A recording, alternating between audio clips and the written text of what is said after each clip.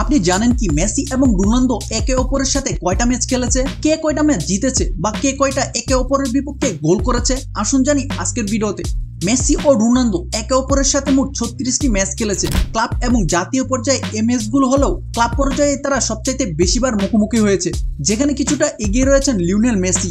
36 বারের দেখায় 16টি ম্যাচ জিতেছেন লিওনেল মেসি এবং 11টি ম্যাচ জিতেছেন ক্রিস্টিয়ানো রোনালদো। বাকি 9টা ম্যাচ হয়েছে ড্র।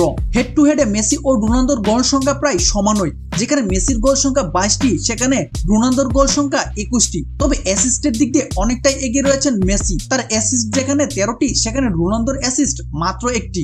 চ্যাম্পিয়ন্স লিগে ম্যানচেস্টার ইউনাইটেড ও বার্সেলোনার ম্যাচের মধ্য দিয়ে দুজন প্রথমবারের মতো মুখোমুখি হয়েছিল, যার শেষটা হয়েছে সৌদি আরবে পিএসজি বনাম সৌদি অলস্টারের ম্যাচের মধ্য দিয়ে। হয়তো আর তাদের এমন দ্বৈরথ আমরা কখনোই দেখতে পাবো না। আপনার কি মনে হয় মুখোমুখি দেখায় কে এগিয়ে রয়েছে আর কে হলো ফুটবলের আসল গোল? কমেন্ট করে জানাতে পারেন।